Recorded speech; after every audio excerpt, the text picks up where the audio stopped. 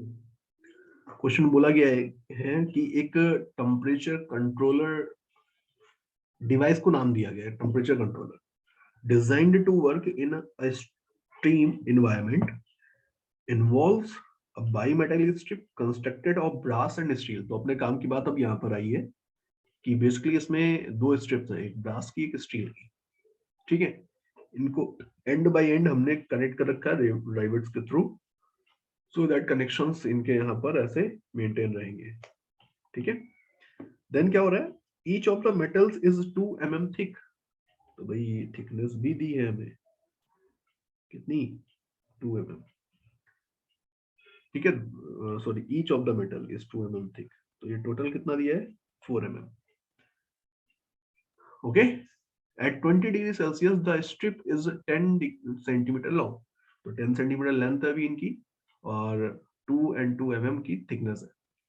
आपसे बोला जा रहा है कि अगर हम 100 डिग्री सेल्सियस पर इसको हीट अप करें तो बेसिकली जो रेडियस ऑफ कर्वेचर बनेगी इस असेंबली की वो कितनी होगी, ये हमको बताना है। तो पहले तो आपको सोचना है कि रेडियस ऑफ कर्वेचर मतलब ये बेंड क्यों होगा, क्योंकि यहाँ पर एक है ब्रास का एक है स्टील का। ठीक है, ओके, एक स्टील का है और एक ब्रास का है। जस्ट मिनट, अंदर alpha of the brass given है, alpha of the steel given है। Alpha of the steel is 12 into 10 की power minus 6. This is 19 into 10 की power minus 6.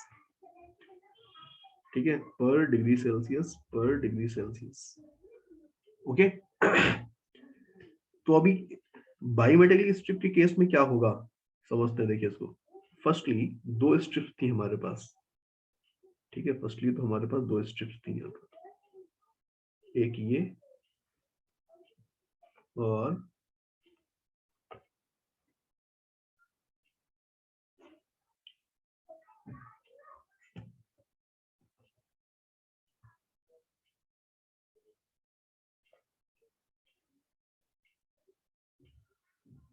दिख रही है आपको, दो स्ट्रिप दिख रही है ना आपको, दो है। Yes sir. Yes sir. अभी ये है स्टील की और ये है ब्रास की।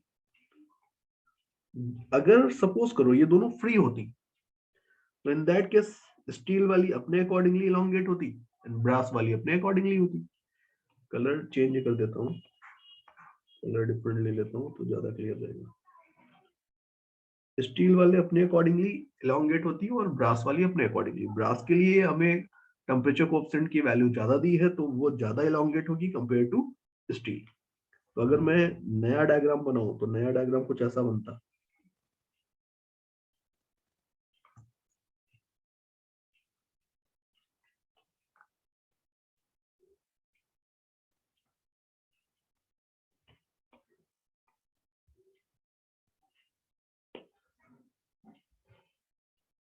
क्या सिचुएशन ऐसी ही है कुछ?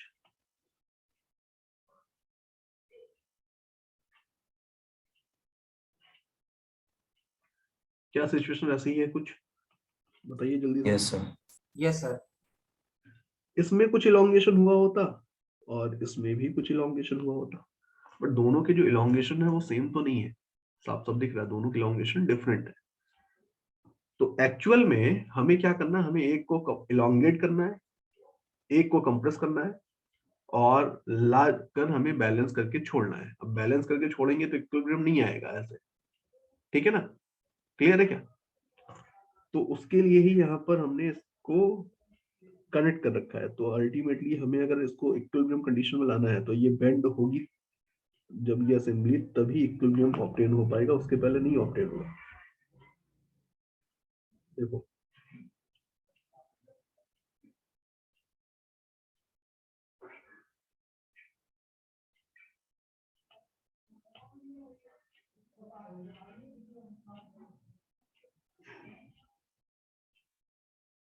क्या आपको ये डायग्राम समझ में आया? जब आप Yes, इसको sir. ऐसे बेंड करेंगे इन Yes, that sir. Case only आपको दिखेगा कि हाँ भाई ये डिफरेंस जो था वो डिफरेंस यहाँ पर अंदर और बाहर की रेडियस के बीच में आ जाएगा। मतलब रेडियस की वजह से जो आर्क लेंथ में डिफरेंस आएगा ना उसके इक्वल हो जाएगा। ठीक है, ओके, ये बात ठीक है? Yes sir. स्टील के लिए और ब्रास के लिए, दोनों के लिए मैं बात कर रहा हूं, for steel and for brass.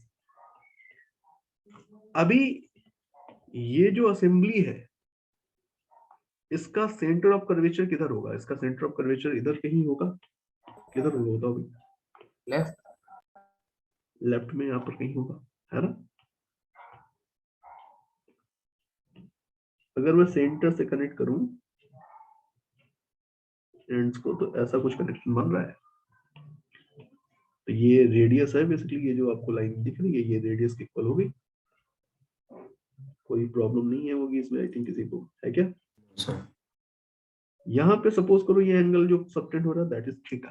Temperature से दिखाते हैं जनरली हम लोग थीटा को यहाँ पर, इसलिए थीटा ना बोल करके कुछ और नाम दे दो, आप कोई भी नाम दे दो अपने अकॉर्डिंगली, लेट बीटा, नहीं बीटा से भी सुपरफिशियल एक्सप्रेशन को दिखाते हैं, लेट फाई। ठीक है, तो अभी इस असेंबली की रेडियस किसको बोलोगे? किसको बोलोगे? यहाँ पे लाइन ड्रॉ कर रहा हूं, बताओ क्या इस लाइन को हम इस असेंबली की रेडियस बोलेंगे, या इसको बोलेंगे, या फिर इस कॉमन बाउंड्री को बोलेंगे? Common boundary. क्या बोलना चाहिए? कॉमन बाउंड्री को ना? Yes sir, yes sir. तो ये जो कॉमन बाउंड्री यहाँ से यहाँ तक की दिखाई है मैंने, इसको हम बोलेंगे this is the radius of assembly. First point, let that is r, हमें यही आर कैलकुलेट करना है, पहली चीज। दूसरी चीज, अगर आप ध्यान से देखोगे तो भाई ये जो सिर्फ ब्रास स्टील वाले को देखो, सिर्फ स्टील वाले को बेटा, तो इस स्टील वाले के लिए भी, स्टील वाले की मैं बात करूं उसके लिए भी ये जो रेडियस है और ये जो रेडियस है ये दोनों बराबर तो नहीं है, मतलब सॉरी ये जो आर्क लेंथ है ये बराबर तो नहीं है, नहीं है ना? तो अब इसकी एक्चुअल लेंथ किसको माना जाए? अंदर वाली की तरफ से मेजर करोगे तो स्लाइटली कम है, बाहर वाले की तरफ से मेजर करोगे तो स्लाइटली ज्यादा है, स्लाइटली डिफरेंस है बट है तो अगर हम इसकी लेंथ बोलेंगे तो किसको बोलेंगे? तो हम इसके ऊपर ये एक बीच में लाइन ड्रॉ कर रहे हैं, कर दें ऐसे, इसको हम बोल सकते हैं क्या ये इसकी लेंथ है स्टील की? नहीं। क्या ये बात समझ में आई? Yes sir. बताओ भाई, क्या ये बात समझ में आई आपको? क्या मैंने बोला है आप इसको ऐसा समझिए। देखो मैं एक और डायग्राम बना देता हूँ, कोई बात नहीं अगर नहीं समझ में आई अगले डायग्राम में जरूर आ जाएंगे। लेट अगर मैं बोल रहा हूँ ये है स्टील वायर, तो इसकी लेंथ किसको बोलोगे? इस वाली लेंथ को बोलोगे या इस वाली लेंथ को बोलोगे? तो डिफरेंट है, तो हमने इसके बीच में मीन जो रेडियस के अकॉर्डिंगली जो आर्क लेंथ निकलती उसको ले लेंगे हम इसकी रेडियस, इसकी लेंथ। समझ गए ना बात? Yes sir. सेम है यहाँ पर ब्रास के लिए भी, ब्रास के लिए भी अगर आप बोलोगे रेडियस तो किसको बोलोगे? सॉरी लेंथ बोलोगे तो किसको बोलोगे? ये वाली लेंथ। बोलो भाई, इसमें कोई कंफ्यूजन तो नहीं है किसी को?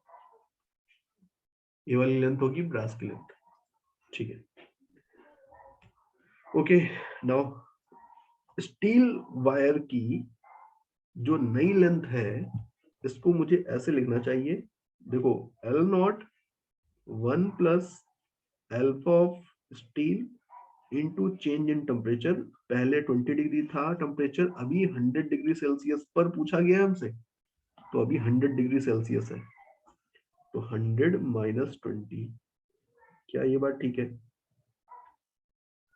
बोलो भाई, ये नई लेंथ है स्टील वायर की, यही लेंथ होनी चाहिए ना? नहीं,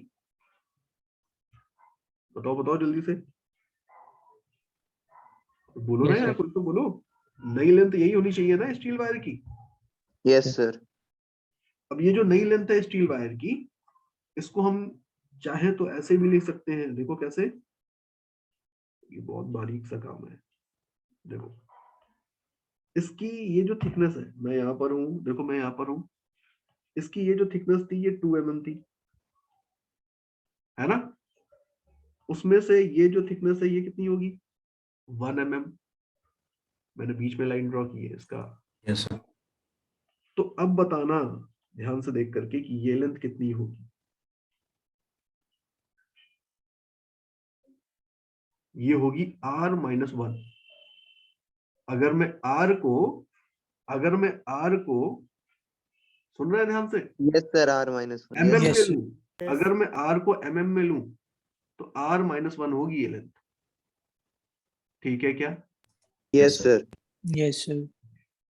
वेयर एज अगर मैं, चलो अच्छा पहले इसी की बात कर लेते हैं। यहाँ पे मैं लिख देता हूँ, आर्क लेंथ लिखनी है, रेडियस आपको पता है r-1 mm, तो आर्क लेंथ कितनी लिखते हैं अगर फाई एंगल के टर्म में लिखते तो r-1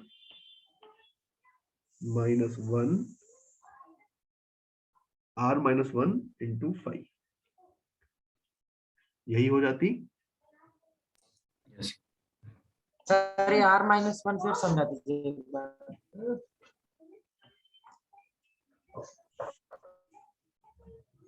और सब स्टील का लिया है सर, मतलब सब स्टील के लिए स्टील देख की रहे बात ही कर रहे हैं, स्टील के सेक्शन में ही लिख रहे हैं। हैं। बेटा ये लेंथ कितनी है, ये लेंथ बताओ कितनी है यहाँ से यहाँ तक। पहले तो ये सोचो कि मैंने ड्रॉ क्या किया है, फिर बताओ ये क्या है लेंथ। आवाज आ रही है मेरी सार्थक?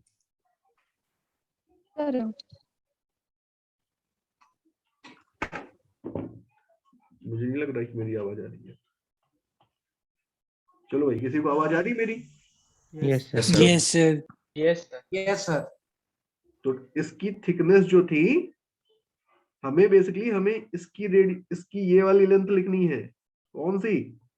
अब देखो भाई इतना बारीक है कि मैं उसके ऊपर लाइन नहीं ड्रॉ कर पा रहा हूं। हमें ये वाली लेंथ लिखनी है, तो ये वाली लेंथ कैसे लिखोगे? उसके लिए हमें ये एंगल पता होना चाहिए और ये वाली रेडियस पता होनी चाहिए। क्या ये रेडियस r है और ये कितनी है इसकी थिकनेस? 1 mm है। ये वाली थिकनेस हाफ थिकनेस ली है 1 mm है ना? तो r था ये वाली लेंथ टोटल, उसमें से ये 1 mm कम कर दिया तो r-1 mm बनेगा। Yes, yes sir. सर। तो r-1 mm मतलब r-1 into 5 angle equal to arc length upon radius वाला फॉर्मूला चल रहा है। तो r-1 into 5 is the new length, and new length equal है L0 1 plus alpha s into 100 minus 20।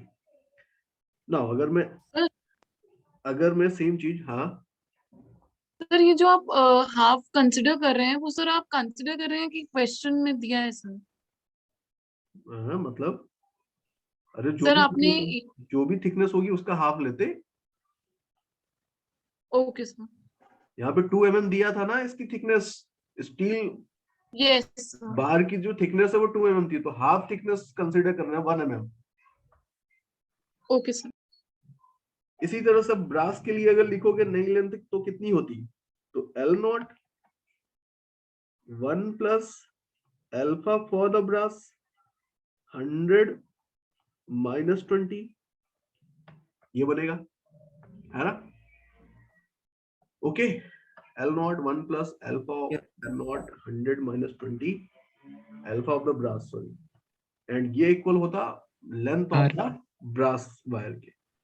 और brass wire की लेंथ कौन सी होगी? पहले तो ये देखा करो कि मैं बोल क्या रहा हूँ। ब्रास वायर की लेंथ होगी ये वाली, ये जो मैं लाइन ड्रॉ कर रहा हूँ, दिख रही है? Yes, sir. एंड ये लेंथ कितनी होगी? R+1. r+1 5 तो इसकी रेडियस पता होनी चाहिए पहले इस कर्वेचर की, और वो रेडियस कितनी होगी? r+1 होगी। r+1 वहां पर r mm में लिया होगा, तो r+1 mm इंटू 5। क्या ये बात ठीक है? Yes, sir. अब ध्यान से देखो, यहाँ पर L0 क्या है दोनों के लिए? इनिशियल लेंथ है ना? तो इनिशियल लेंथ स्टील वायर की जो थी वो सेंटीमीटर में थी। अब देखो हमने LHS जो है उसमें R लिया हुआ है mm में, तो हमें RHS में भी सब कुछ mm में ही लेना चाहिए। तो L0 की वैल्यू भी हम mm में ले लेते हैं, सो दैट कि अब जो हमारे पास रेडियस आने वाली है वो mm में आएगी। ठीक है? Alpha of the steel is 12 into 10 की power minus 19 into 80। R+1 into 5 is equal to 100 1 plus 19 into 10 की पावर माइनस, अरे यार 6 था, 6 19 नहीं है, 6 है, into 80। बोलो क्या ये बात ठीक है? बोलो बोलो बताओ भाई। Yes sir. Yes sir. Yes sir. इसको इक्वेशन 1 बोल देते हैं, इसको इक्वेशन 2 बोल देते हैं, 2/1 कर देते हैं, तो r plus 1 upon r minus 1 equal आ जाने वाला है 1 प्लस 19 इंटू 80। कितना बनेगा जल्दी से बताओ भाई सॉल्व करके। 80 इंटू 19 1520, तो ये बन रहा है, सॉल्व करके मैं डायरेक्टली लिख रहा हूँ, ठीक है। 100 से 100 तो कैंसिल हो गया, ये बन रहा है 1.00152 अपॉन, इधर देखें तो इधर क्या बन रहा है, इधर बन रहा है 960 into 10 की पावर -6। 960 इंटू, हाँ तो 1.00960। अब यहाँ से सॉल्व करके जो आर होगा वो आ जाएगा ना। अब इसको सॉल्व करना है, इसके बाद कैलकुलेशन थोड़ी सी वैसी है, सॉल्व करिए, जो आएगा आंसर, मतलब आर जो आएगा वही हमारा आंसर होगा। सर वहाँ पॉइंट के बाद 3 जीरो होंगे ना? कहाँ पर? सर 1.3096 होगा। करेक्ट, ओके ठीक है, सॉल्व कर लेना इसको। आगे क्या है देखिए, अभी हमने सॉलिड्स के केस में एक्सपेंशन पढ़ा है कि थर्मल एक्सपेंशन क्या होता है in case of solids, but liquids के साथ भी तो एक्सपेंशन होगा। अगर हम किसी लिक्विड को हीट अप करते हैं तो वो भी तो एक्सपेंड होगा ही होगा। तो एक्सपेंशन इन लिक्विड समझने जा रहे हैं, एंड ये जो केस है ना, ये थोड़ा सा और अच्छे लेवल का है सॉलिड के कंपेरेटिवली। फर्स्टली आपको पता है कि भाई किसी भी लिक्विड को आप हीट अप करना चाहते हैं तो लिक्विड का अपना कोई शेप तो होता नहीं है, आपने डेफिनेटली कोई ना कोई वेसल लिया होगा, कंटेनर लिया होगा। तो फर्स्टली तो मुझे यहाँ पे चाहिए होगा एक कंटेनर। ये लो, मैंने एक कंटेनर यहाँ पर ले लिया है, ध्यान से सुनते रहिए।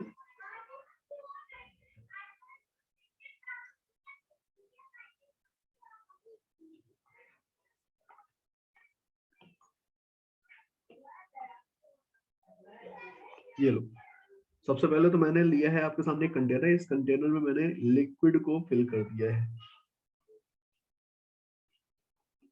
ये लो भाई, अब मैं इस लिक्विड से फिल्ड कंटेनर को हीट अप करूंगा, है ना। इनिशियली लिक्विड का लेवल मुझे यहाँ पर दिख रहा है, मैंने एक मार्क बना दिया कंटेनर के वॉल पर, जिससे कि मुझे लिक्विड का लेवल यहाँ पर याद रखना आसान हो। तो अभी लिक्विड का लेवल यहाँ पर है, मैंने क्या किया, मैंने इसको हीटअप किया, ठीक है। जब आप हीटअप करेंगे तो हीटअप करने के बाद आपको दिखा कि लिक्विड के लेवल में स्लाइड चेंज आ गया। देखिए ध्यान से, लिक्विड के लेवल में क्या हुआ, स्लाइड चेंज आ गया, और लिक्विड पहले जहां पर दिख रहा था आपको, अभी उससे थोड़ा सा ऊपर है। ये लो, दिख रहा है भाई सबको? आपको लिक्विड यहां तक दिख रहा है। यस। तो अल्टीमेटली आपके लिए जो एपरेंट एक्सपेंशन है लिक्विड में,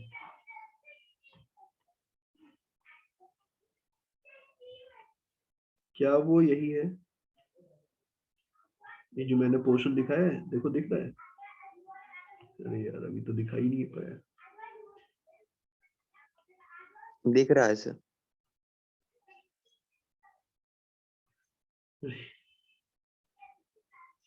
मजाक हो गया भाई इसके साथ तो आज। देखो आपको दिख रहा है ये portion? Yes sir. Yes sir. इस पोर्शन को आप देखोगे तो आपको क्या दिखेगा कि भाई लिक्विड का लेवल पहले यहां तक था और अभी लिक्विड का लेवल स्लाइटली ऊपर पहुंच चुका है।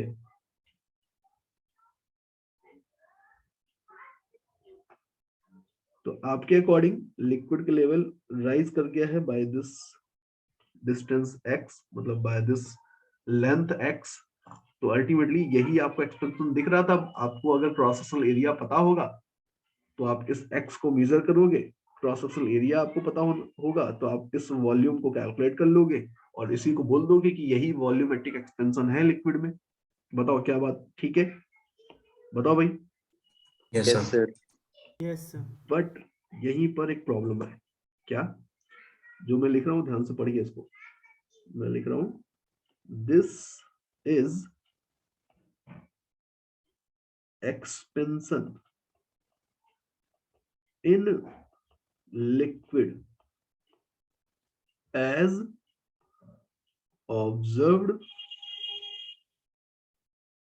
by any observer। भाई अल्टीमेटली एक ऑब्जर्वर था यहाँ से जो देख रहा था लिक्विड, तो उसको ये जो चेंज दिखेगा कि भाई हाँ जो मार्क हमने लगा रखा था, सपोज करो हमने कोई मार्क लगा रखा था 250 ml का, उससे उससे 3 mm ऊपर आ गया ये लेवल, तो उसको क्या लगेगा 3 mm हाइट और बेस का क्रॉस सेक्शनल एरिया दोनों को मल्टीप्लाई करके वो बोल देगा कि भाई इतना चेंज आया है वॉल्यूम में। भाई आपके पास कोई कंटेनर आप भी ऐसे ही करोगे जनरली, है ना?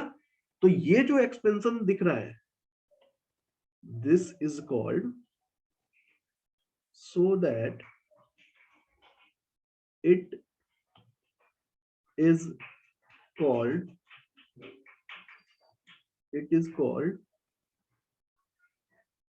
apparent change in volume। क्या है भाई ये apparent change है जो अपीयर होगा किसी भी ऑब्जर्वर को जो ऑब्जर्व कर रहा है लिक्विड के चेंज को, वॉल्यूम के चेंज को। ठीक है, समझ गया क्या? बट एक्चुअल चेंज ये नहीं है। क्यों? आपको शायद आइडिया लग रहा होगा एक्चुअल चेंज ये नहीं हो सकता। बताओ भाई क्यों नहीं हो सकता एक्चुअल चेंज? क्योंकि जिस कंटेनर को आपने यूज किया हुआ है वो कंटेनर भी तो एक्सपेंड किया। Yes, sir. उस कंटेनर का बॉटम साइज मतलब जो क्रॉस सेक्शनल एरिया है वो भी बढ़ा, एज वेल एज जो स्केल ड्रॉन थी वहां पर वो भी तो बढ़ गई। आपने जो मार्क लगा रखा था कंटेनर में इस वॉल पर, वो मार्क भी तो अपनी इस पोजीशन से जब ये एक्सपेंड होगा, ध्यान से देखो, जब ये एक्सपेंड होगा तो ये मार्क भी तो अपनी पोजीशन से थोड़ा ऊपर आ गया है, आया होगा ना? Yes sir. Yes, sir. Yes, sir. Yes, sir. Container के वॉल्यूम में भी जो चेंज आ रहा है ये भी तो आपको मेजर करना पड़ेगा, तब आप एक्चुअल चेंज इन लिक्विड बता पाओगे, इन वॉल्यूम ऑफ लिक्विड। तो in actual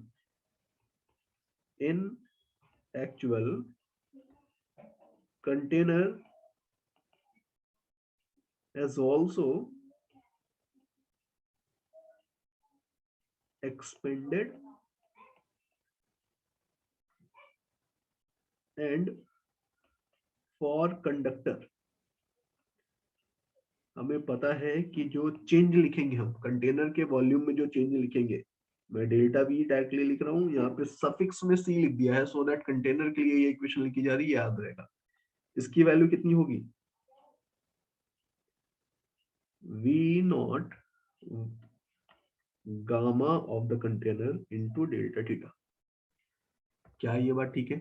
change in the volume of container ऐसे ही लिखेंगे। बताओ भाई, ये फर्स्ट इक्वेशन मैंने बोल दी, ठीक है? ओके,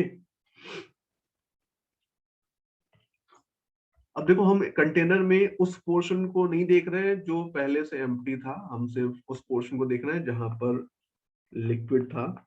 तो हम इस वॉल्यूम ऑफ द कंटेनर के लिए ही हम बात कर रहे हैं कि इस वॉल्यूम ऑफ द कंटेनर में कितना चेंज है, इतने वॉल्यूम ऑफ द कंटेनर में कितना चेंज है। भाई कंटेनर बहुत बड़ा था सपोज, तो हम तो केवल उसी पोर्शन पे ध्यान दे रहे हैं जिसमें लिक्विड था एक्चुअल में पहले। ठीक है, तो यहाँ पर हम वॉल्यूम, ये जो V नॉट है, ये पूरे पूरे कंटेनर का वॉल्यूम नहीं ले रहे हैं, बल्कि हम केवल उतनी ही पोर्शन का वॉल्यूम ले रहे हैं जो अभी मैंने आपको दिखाया था। ठीक है, देन एक इक्वेशन तो ये लिख दिया।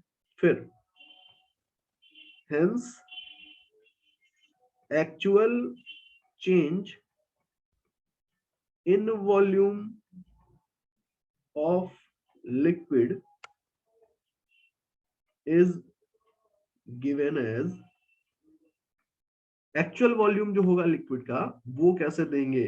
बताओ भाई, एक्चुअल चेंज इन वॉल्यूम कैसे देंगे? तो एक्चुअल चेंज इन वॉल्यूम आपको कैसे देना चाहिए?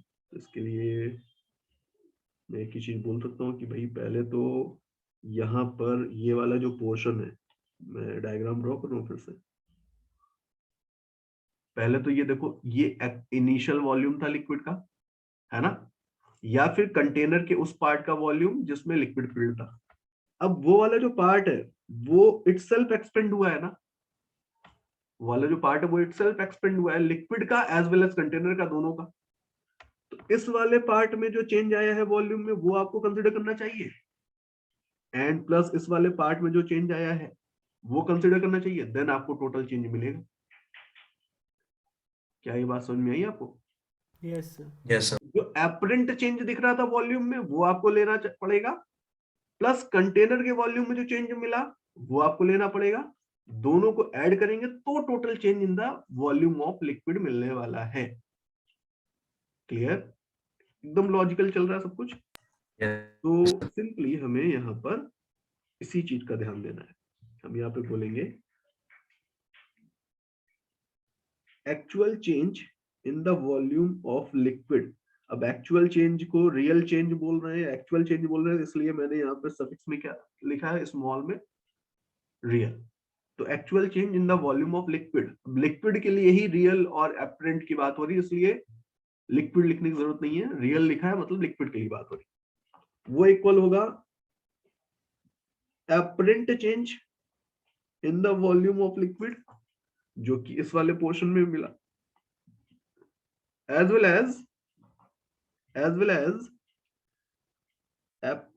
as change in the volume of container, change in the volume of container। समझ रहे हैं ना, कंटेनर के वॉल्यूम में चेंज मतलब इस वाले पोर्शन में जो लिक्विड था उसके वॉल्यूम चेंज। ठीक है, दोनों चीजें हो गई। तो अब हमें यहाँ पर केवल इनकी वैल्यूज रखनी है, बट इनकी वैल्यूज कहाँ से आएंगी, हमें तो एक ही इक्वेशन पता है। तो अब बाकी की इक्वेशन देखो कैसे लिखना है। बाकी की इक्वेशंस भी यहाँ पर मैं साइड में ही लिख रहा हूँ।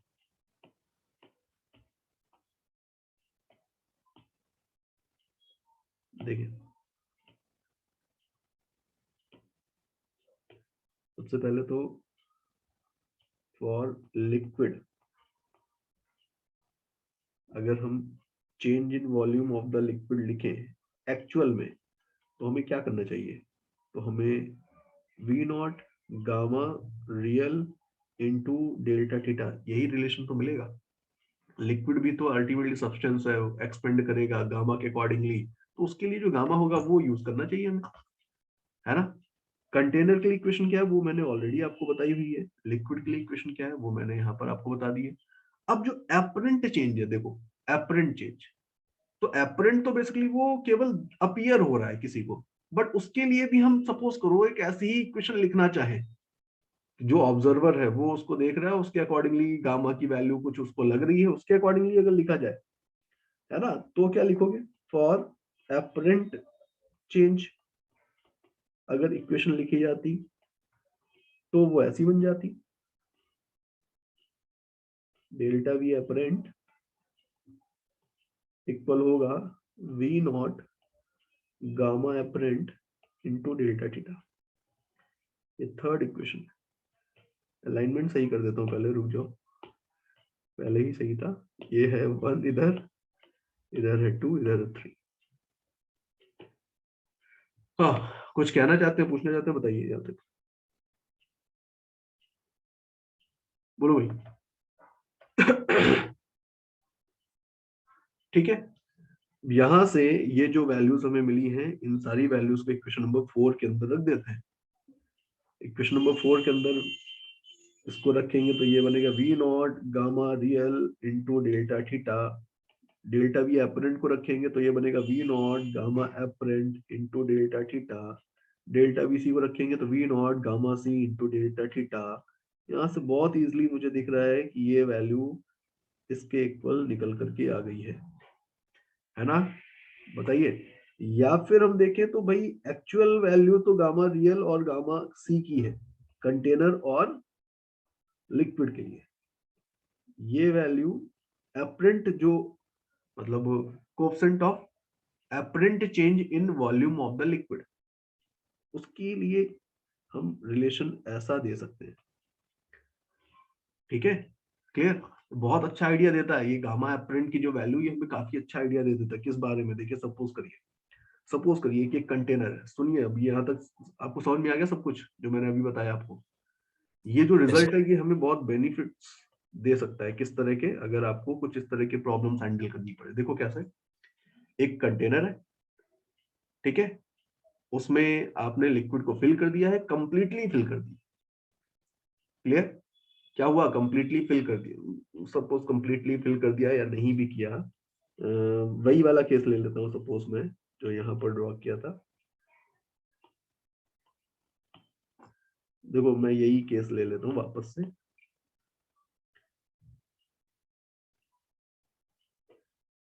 ये था केस, है ना? अगर इस लिक्विड के लिए जो कोएफिशिएंट ऑफ वॉल्यूम एक्सटेंशन है एंड कंटेनर के लिए जो कोएफिशिएंट ऑफ वॉल्यूम एक्सटेंशन है,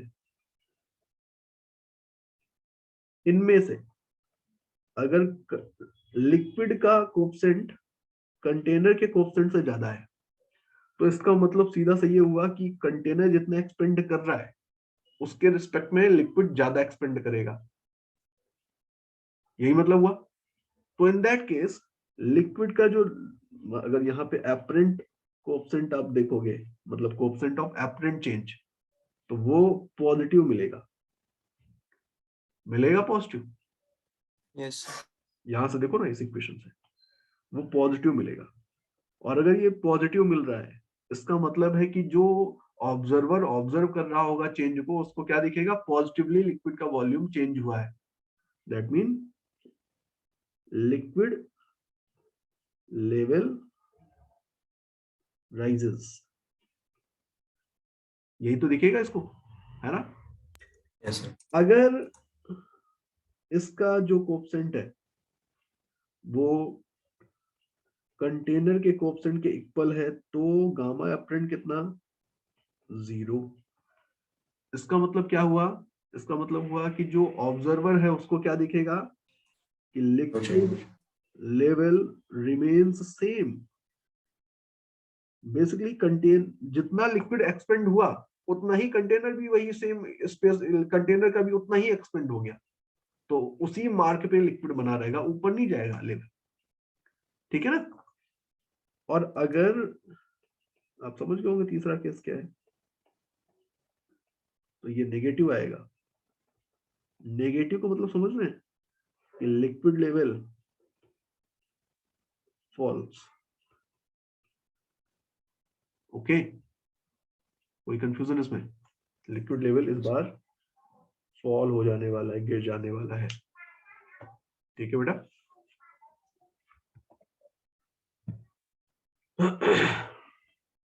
अभी इसी चीज में सपोज करो, ये जो कंटेनर है, ध्यान समझना, मैं इसी को मॉडिफाई करूं। मैं कह रहा हूं कंटेनर में अभी मैंने कुछ एम्प्टी स्पेस छोड़ रखा था, इसलिए आपको लिक्विड का लेवल उठता हुआ दिख सकता है ना?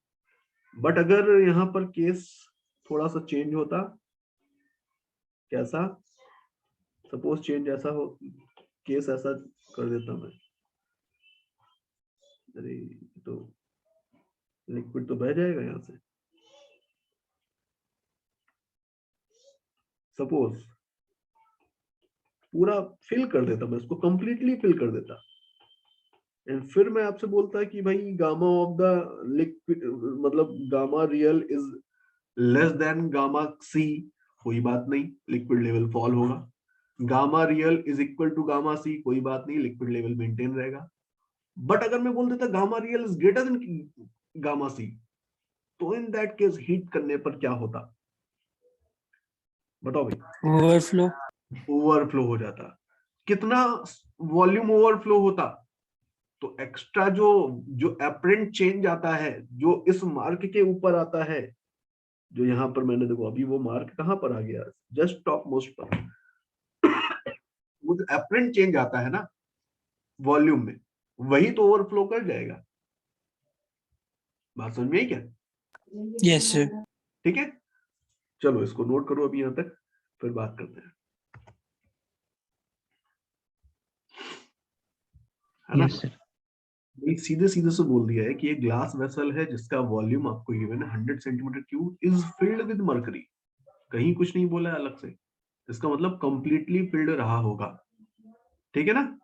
And is heated from 25 degree Celsius to 75 degree Celsius. 25 degree Celsius से 75 डिग्री सेल्सियस तक हमने हीट भी कर दिया। What volume of mercury will overflow? बताओ भाई, कौन सा वॉल्यूम ओवरफ्लो कर जाएगा? Coefficient of linear expansion of glass आपको गिवन है, coefficient of volume expansion of mercury आपको गिवन है। तो आपको मैंने अभी बताया था जो एपरेंट चेंज इन वॉल्यूम है, जो इस ऑब्जर्वर को दिखता है, इस ऑब्जर्वर को क्या दिखता है कि पहले लिक्विड का वॉल्यूम था इतना और अभी इसका वॉल्यूम हो गया है इतना, तो इसके अकॉर्डिंग इतना चेंज आया है वॉल्यूम में। ये वही पोर्शन तो है जो मार्के के ऊपर निकल जाता है, बोलो बेटा। तो Yes. यही ओवरफ्लो Yes, कर गया होगा, बताओ, ठीक है ना। तो अल्टीमेटली हमें डेल्टा वी एपरेंट जो था वही कैलकुलेट करना होगा। तो डेल्टा वी एपरेंट, तो गामा एपरेंट चाहिए उसके लिए हमें पहले। गामा एपरेंट इक्वल होगा गामा रियल माइनस गामा सी। अब यहाँ पर गामा रियल और गामा सी का मतलब क्या है ये समझो। गामा रियल मतलब मरकरी के लिए जो दिया गया है, गामा कंटेनर का मतलब क्या है, जो ग्लास कंटेनर है उसके लिए जो दिया गया, ग्लास वेसल के लिए जो दिया गया है। तो आपको क्या दिख रहा है, ये 1.8 इंटू 10 की पावर -4 है, इसको कॉमन कर लिया है, ये 1 - 1/100 बन रहा है।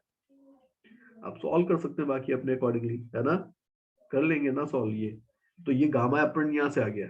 गामा एपरेंट आने के बाद अब क्या हो रहा है फर्दर, अब आपसे क्या बोला जा रहा है कि अल्टीमेटली डेल्टा वी एपरेंट जो होता था, डेल्टा वी एपरेंट वो इक्वल होगा गामा, सॉरी, वो इक्वल होगा V naught gamma apparent into delta theta. मैंने अभी एक क्वेश्चन लिखी थी, इससे पहले लिखा था, ओके। तो आप यहाँ पर वी नॉट की वैल्यू क्या लोगे, इनिशियल वॉल्यूम मरकरी का भी उतना ही था जितना ग्लास वेसल का था। तो दिस इज 100 सेंटीमीटर क्यूब, 10 की पावर -6 से मल्टीप्लाई कर दिया मैंने, मीटर क्यूब में कन्वर्ट कर दिया। गामा एपरेंट की वैल्यू आपने ऊपर निकाली होगी, गामा एपरेंट की वैल्यू कितनी हो गई, तो ऊपर जो भी आपको मिली हो वो यहाँ पर रखेंगे, सॉल्व कर देंगे। तो 1.8 इंटू 10 की पावर -4, ये आ रहा है 99/100। क्या यही है, ठीक है। एंड डेल्टा थीटा की वैल्यू 25 से 75 मतलब 50 डिग्री सेल्सियस। सारी वैल्यूज रख दीजिए यहाँ पर, कैलकुलेशन करनी पड़ेगी, देन जो आएगा वही आपका आंसर होने वाला है, ओके। ये करेक्ट कर लेना कि बेसिकली यहाँ पर लीनियर एक्सपेंशन का कोएफिशिएंट दिया था, अल्फा दिया था हमको,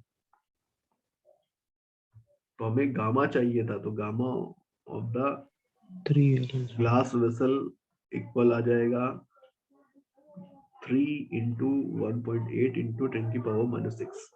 तो यहाँ पर एक 3 और चल रहा है, तो यहाँ पर ये बनेगा अब 97/100, ठीक है बेटा। देखिए क्या है, ये है वेरिएशन इन डेंसिटी। अभी हम जब किसी भी लिक्विड को हीट अप कर रहे हैं तो इन दैट केस क्या हो रहा है, लिक्विड एक्सपेंड हो रहा है, तो उसकी डेंसिटी डेफिनेटली कम हो रही है। तो डेंसिटी में वेरिएशन कैसा होगा ये हमको देखना है, ठीक है ना। तो डेंसिटी में वेरिएशन के लिए आप क्या बोल सकते हो, आप बोलोगे कि भाई लेट अगर पहले आपने कुछ अमाउंट ऑफ लिक्विड लिया हुआ था, ठीक है, एम अमाउंट ऑफ लिक्विड, तो वो टोटल अमाउंट ऑफ लिक्विड तो चेंज नहीं हो जाएगा एक्सपेंड होने पर। तो अगर इसका इनिशियल वॉल्यूम V1 था, डेंसिटी ρ1 थी, तो अभी वॉल्यूम V2 हो गया है तो डेंसिटी ρ2 हो गई होगी। V2 और V1 में रिलेशन हमको पता है, V2 इक्वल होता है V1 1 plus gamma into delta theta. हमने initial temperature θ1 is Yes, equal to 1, final temperature θ2। V2 इतना होता है। अब मैं अगर इस वॉल्यूम को डेंसिटी और मास के टर्म में लिखूंगा तो कैसे लिखूंगा? Mass divided by density. बताओ भैया, ऐसे लिख सकते हैं क्या? Yes sir. तो ऐसे मैंने लिख दिया है, इसको सॉल्व कर देते हैं। यहाँ से ρ2 इक्वल आ गया है ρ1 upon 1 plus gamma into delta theta. कोई कंफ्यूजन इसमें? ठीक है, तो डेंसिटी इस तरह से चेंज होने वाली है। यहाँ पर इसको और थोड़ा सा इलेबोरेट कर देता हूँ मैं। देखो यहाँ पर जब आप ऐसे लिखते हो ना, इसका मतलब होता है 1 plus gamma delta theta. Delta theta को थीटा 2 माइनस थीटा 1 लिख दिया है। दैट मीन इस टेम्परेचर पे जो डेंसिटी वो ये है, इस टेम्परेचर पे जो डेंसिटी वो ये है। समझिए बात?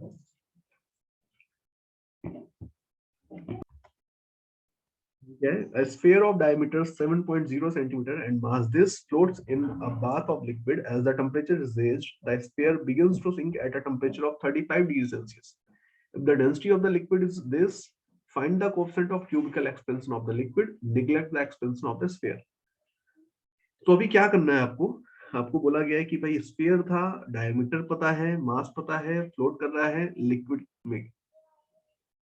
ठीक है, दोनों चीजें हमें दे दी गई, डायमीटर और मास दोनों चीजें। तो इसका मतलब डेंसिटी का आइडिया हमें दे दिया गया है। As the temperature raise the sphere begins to sink at temperature of 35 degree Celsius. इसका मतलब क्या हुआ कि भाई पहले टेम्परेचर कुछ कम था, तब तो वो फ्लोट कर रहा था, लेकिन जैसे जैसे हमने टेम्परेचर को चेंज किया, 35 डिग्री सेल्सियस पे पहुंचाया, वैसे ही ये सिंक करने लगा। बिगिंस टू सिंक का मतलब जस्ट सिंक करना स्टार्ट हुआ है। क्लियर है क्या? अगर 0 डिग्री सेल्सियस पे डेंसिटी आपको लिक्विड की पता हो तो बताओ coefficient of cubicle expansion of the liquid कितना होगा? Coefficient of cubicle expansion of liquid क्या होगा, ये आपसे पूछा जा रहा है। तो क्वेश्चन भले ही आपको लगे अजीब सा, लेकिन बहुत ही इजी क्वेश्चन है। दोनों की अलग अलग बात कर लो केवल आप। आपको ये पता होना चाहिए ट्राई कि कर हाँ ट्राई करने दीजिए। क्या क्या ट्राई करने दीजिए। अरे अभी पहला क्वेश्चन है तो ट्राई करने कैसे दे सकता हूँ? एक कर लेंगे, उसके बाद अगले वाले में ट्राई करना। ठीक है, तो फॉर स्पेयर फॉर लिक्विड दोनों के लिए मैं अलग अलग, हमें ये चीज पता होनी चाहिए केवल कि भाई कब जा करके बॉडी सिंक करती है, जब उसकी डेंसिटी ज्यादा होने लगती है। तो जस्ट बिगिंस टू सिंक का मतलब क्या निकल के आया बताओ? कि जस्ट डेंसिटी इक्वल हो गई होगी अभी दोनों की, Yes, यही sir. मतलब बनाना। तो डेंसिटी ऑफ स्पेयर कैसे लिखोगे? तो इनिशियली जो डेंसिटी थी वो डेंसिटी ऑफ स्पेयर, अगर आप देखो इनिशियली एट 0 डिग्री सेल्सियस, पहले तो लिखना पड़ेगा एट 0 डिग्री सेल्सियस कितनी थी? तो आप बोलोगे इसका मास हमें पता है इतना, लिक्विड की डेंसिटी हमें ग्राम पर सेंटीमीटर क्यूब में दी है, तो इसकी भी डेंसिटी हम ग्राम पर सेंटीमीटर क्यूब में ही लिख रहे हैं, इसलिए इसका मास लिया है, डिवाइड कर दिया इसके वॉल्यूम से। एंड वॉल्यूम इसका कितना है बेटा? इसका वॉल्यूम है 4/3 पाई 7/2 रेडियस है का क्यूब। यही बनेगा? बताओ, यही बनेगी डेंसिटी स्फीयर की। Yes sir. लिक्विड की डेंसिटी कितनी है? तो लिक्विड की डेंसिटी तो हमें पता है, लिक्विड की डेंसिटी एट 0 डिग्री सेल्सियस कितनी है? 1.527 ग्राम पर सेंटीमीटर क्यूब। अब 35 डिग्री सेल्सियस पर स्फीयर की डेंसिटी कितनी है? तो वो लिखोगे आप, स्फीयर की density at 0 degree Celsius upon 1 plus नहीं नहीं नहीं, 1 मिनट। देखो यहाँ पर एक चीज अंडरस्टूड है। देखो क्या हो रहा है कि इनिशियली हमें स्फीयर की डेंसिटी दी गई है और स्फीयर के लिए कोई कोएफिशिएंट हमें नहीं दिया गया है एक्सपेंशन का, है ना? और बोल भी दिया गया ना, neglect the expansion of the sphere, मतलब स्फीयर की डेंसिटी कांस्टेंट बनी हुई है, बट हीट करने पर जो लिक्विड है उसकी डेंसिटी चेंज हो रही है। तो लिक्विड की डेंसिटी को ही केवल चेंज करना है। तो लिक्विड की डेंसिटी आपको लिखनी है एट 35 डिग्री सेल्सियस। तो ये कितनी हो जाएगी? ये हो जाएगी ρ0 मतलब 0 डिग्री सेल्सियस पे plus L gamma of the liquid जो कि नहीं पता है हमको इनटू डेल्टा थीटा। बोलो क्या ये ठीक है? ये ठीक है? यस इस Yes, sir. रिलेशन में आपको पता है कि जब when sphere just begins to sink, तो in that case दोनों की डेंसिटी इक्वल हो गई होगी।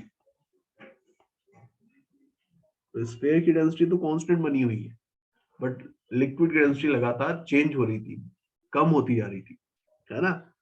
तो अभी जस्ट ऐसे केस पे पहुंच करके सिंक हो जाएगा ये। तो अब वैल्यूज रख देंगे, सॉल्व कर देंगे केवल पाई आर क्यूब। अब यहाँ से भैया कैलकुलेशन करनी है और कुछ नहीं करना है। Gamma of the liquid into 35। एक ही सिंगल अननोन दिख रहा है आपको, पूरे इक्वेशन में सॉल्व कर देंगे, आंसर आ जाएगा। पहले तो आपको मैंने ये बात बताई होगी कि हीट का ट्रांसफर कहाँ से कहाँ होता है। जिसके High पास temperature ज्यादा to heat low content temperature. होगा और जिसके पास लो हीट कंटेंट होगा उसकी तरफ, ज्यादा वाले से लो वाले की तरफ। बोलो। High to low. Yes yes sir. ऐसा नहीं, ऐसा कभी नहीं बोला मैंने। बेसिकली हीट का फ्लो केवल हाई टेम्परेचर वाली बॉडी से लो टेम्परेचर वाली बॉडी की तरफ होगा। किसके पास कितनी ज्यादा हीट है उससे फर्क नहीं पड़ेगा, ठीक है? अब ये आगे आपको मैं बताऊंगा कैसे, इसका क्या मतलब है, इस लाइन का क्या मतलब है। Heat is a form of energy which gets transferred from hot body to cold body when kept in contact, ठीक है ना? ओके, तो हॉट बॉडी और कोल्ड बॉडी का मतलब है यहां पर high temperature to low temperature, और कोई भी सेकंड मीनिंग नहीं है इसके अलावा, ठीक है? 1 कैलोरी क्या होता है? 1 कैलोरी बताइए बताइए जल्दी से। 1 कैलोरी आपने कैलोरी कैलोरी यूनिट सुनी है, बहुत सुनी है, बट उसकी एक्चुअल डेफिनेशन देखो, मैंने आपको बताया था पहले चैप्टर में ही कि हर यूनिट की एक स्पेसिफिक डेफिनेशन होती है। तो कैलोरी की भी एक डेफिनेशन है। क्या डेफिनेशन है समझिएगा। Amount of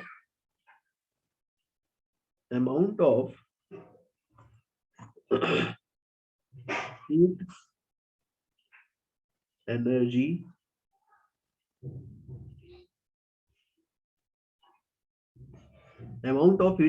required to raise the temperature of 1 gram of water from 1 gram of water हमने लिया, उसका टेम्परेचर हम बढ़ा रहे हैं कितना? 14.5 degree Celsius to 15.5 degree Celsius. 14.5 degree Celsius से 15.5 डिग्री सेल्सियस पर एट 1 atm प्रेशर। प्रेशर की ये यूनिट सबने सुनी होगी, 1 atm, ठीक है ना? Yes sir. तो इतने प्रेशर पर 1 ग्राम प्योर वाटर का टेम्परेचर 14.5 डिग्री सेल्सियस से 15.5 डिग्री सेल्सियस तक अगर आप चेंज करेंगे तो इन दैट केस जो हीट एनर्जी आपको देनी पड़ेगी उसको बोलेंगे 1 कैलोरी। कोई कंफ्यूजन है यहाँ पर? बताइए। No sir.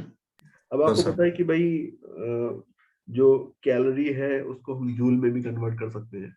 जनरली जूल का यूज आप अदर एनर्जी की जो अदर फॉर्म है उनको रिप्रेजेंट करने के लिए जूल का यूज किया जाता है। जैसे कि अगर काइनेटिक एनर्जी लिखनी होगी तो बाय डिफॉल्ट जूल लेंगे, है ना, SI यूनिट जूल है। तो पोटेंशियल एनर्जी के लिए जूल यूज करेंगे, है ना, वर्क होगा तो जूल यूज करेंगे। बट हीट के लिए बाय डिफॉल्ट हम लोग जो यूज करते हैं वो जनरली कैलोरी होता है, ठीक है। बट इनके बीच में रिलेशन होता है, कैसा रिलेशन होता है? 1 कैलोरी is equals 4.18 joule. कितना? 4.186 जूल, ठीक है। अब आपको यहाँ पर ये एक पॉइंट याद रखना है कि बेसिकली वर्क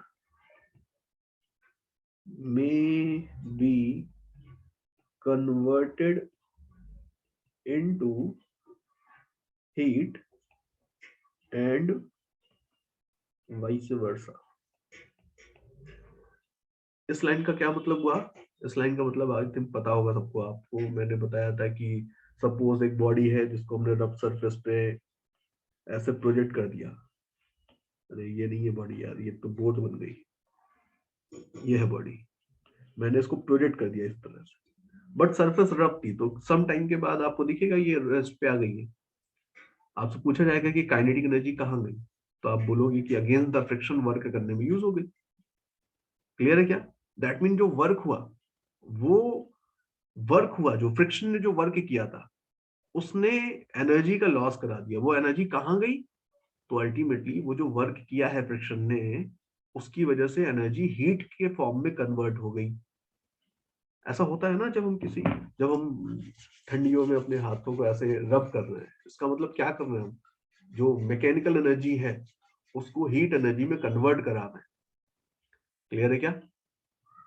समझ Yes, पा sir. रहे हैं? सेम चीज होती है कोलिजन के केस में। अगर दो बॉडीज आपस में कोलाइड करें और कोलिजन इलास्टिक नहीं है तो एनर्जी का कुछ लॉस होगा। अब मैं प्रैक्टिकल केस की बात कर रहा हूँ। लेट अगर आपने दो बॉडीज को कोलिजन कराया तो एनर्जी का लॉस होगा। अब वो लॉस किस किस फॉर्म में गया है? तो कुछ एनर्जी गई है बॉडी को डिफॉर्म करने में, परमानेंटली यूज हो गई है। साउंड क्रिएट हुआ कोलिजन के टाइम पे, तो कुछ एनर्जी साउंड के फॉर्म में कन्वर्ट हो गई है। देन कुछ एनर्जी वहां पर हीट के फॉर्म में भी कन्वर्ट हो गई होगी, ठीक है ना। तो एनर्जी या फिर वर्क जो है वो हीट में कन्वर्टिबल है एंड हीट भी वर्क में कन्वर्टिबल है, ठीक है। ओके, कोई कंफ्यूजन है इसमें यहाँ तक? बताइए। No, sir.